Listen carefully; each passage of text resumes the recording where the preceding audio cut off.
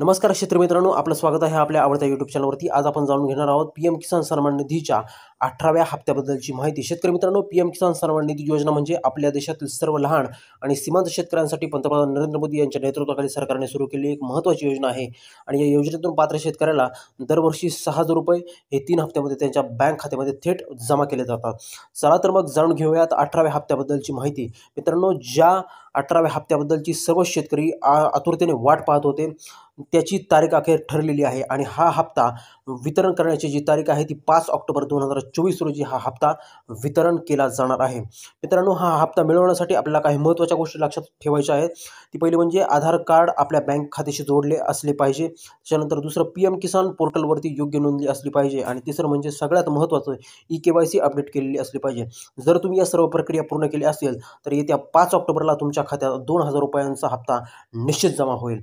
तुमचा हप्ता झाल्याची खात्री ही तुम्हाला कशी करायची, की हप्ता झाल्याची खात्री ही पीएम किसानच्या पोर्टलवरती जाऊन लॉग इन करायचं, तुमचा आधार नंबर किंवा बँक अकाउंट नंबर टाका आणि हप्त्याची स्थिती तुम्हाला तपासायची आहे। जर तुम्हाला काही अडचण आली तर जवळच्या सीएससी सेंटरला जाऊन भेट द्या आणि तुमचे 2,000 रुपये आले की नाही ते चेक करा। शेतकरी मित्रांनो, पीएम किसान सन्मान निधी योजना ही आपल्या शेतकऱ्यांसाठी एक अत्यंत उपयुक्त योजना आहे आणि त्यामुळे 5 ऑक्टोबर 2024ला येणारा हप्ता लवकरात लवकर मिळावा यासाठी आवश्यक त्या सगळ्या गोष्टी, आवश्यक त्या सगळ्या अटी पूर्ण करा। जर तुम्हाला हा व्हिडिओ माहितीपूर्ण जर वाटला असेल तर नक्कीच लाईक करा, आपल्या मित्रांमध्ये शेअर करा आणि चॅनलला सबस्क्राईब करायला विसरू नका।